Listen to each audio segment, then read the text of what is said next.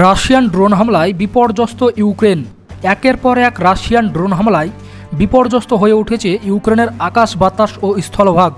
পূর্ব Ukraine জুড়ে রাশিয়ার ছোট ছোট অগ্রগতি জমা হয়ে বিশাল আকার ধারণ করেছে।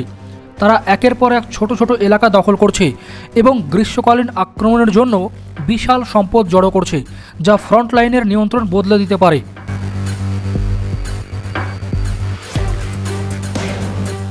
কোস্টিয়ান্টিনিভকা ও পোক্রোভস্কের পিছনের গ্রামগুলোতে ইউক্রেনের নিয়ন্ত্রণ দ্রুত বদলাচ্ছে।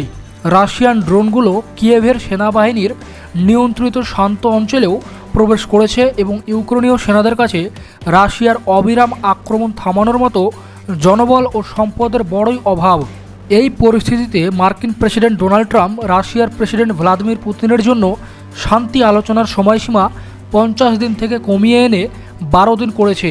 ট্রাম্প পুতিনকে নিয়ে অত্যন্ত হতাশ বলে জানিয়েছেন এবং ইঙ্গিত দিয়েছেন যে ক্রেমলিন মাসের পর মাস ধরে চাওয়া যুদ্ধবিরতি কখনোই মানবে না। এই সংক্ষিপ্ত সময়সীমা কিয়েভকে স্বস্তি দিয়েছে এবং পশ্চিমা দেশগুলোর জন্য ইউক্রেনকে সামরিক সহায়তা দেওয়ার তাগিদও আরও বাড়াবে। কিন্তু মস্কোর কৌশল বদলানো সম্ভব খুবই কম, কারণ তাদের জনবল, ক্ষয়ক্ষতির সহনশীলতা এবং বিশাল অস্ত্র উৎপাদন ব্যবস্থা এখন যুদ্ধে রাশিয়াকে ভালোই রেজাল্ট দিচ্ছে।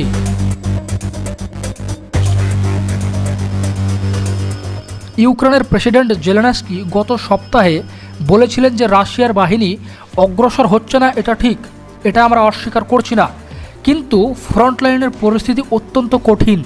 পোক্রোভস্কের আশেপাশে এই সংকটের অনুভূতি সবচেয়ে তীব্র, যেখানে রাশিয়ান সেনারা মাসের পর মাস ব্যর্থ আক্রমণ চালিয়েছে এবং প্রচুর প্রাণ হারিয়েছে। এক ইউক্রেনীয় কমান্ডার বলেন, একটি ভয়াবহ পরিস্থিতি তৈরি হচ্ছে যেখানে পোক্রোভস্কের সংলগ্ন মির্নোহ্রাদ শহরের সেনারা ঘেরাও হওয়ার ঝুঁকিতে আছে। তিনি যোগ করেন, রাশিয়ান সেনারা ইতিমধ্যে রডিনস্কে গ্রামে ঢুকে পড়েছে এবং বিলটস্কের প্রান্তে রয়েছে, যা পোক্রোভস্কের ইউক্রেনীয় সেনাদের সরবরাহ লাইনকে হুমকির মুখে ফেলেছে।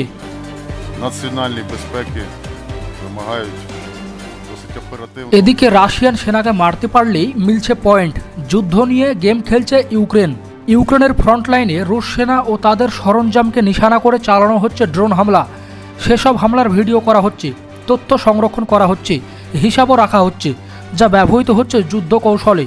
কারণ ইউক্রেনীয় সেনাবাহিনী এখন তাদের চেয়ে শক্তিশালী প্রতিপক্ষ রাশিয়ার বিরুদ্ধে যতটা সম্ভব কৌশলগত সুবিধা আদায় করতে চাইছে।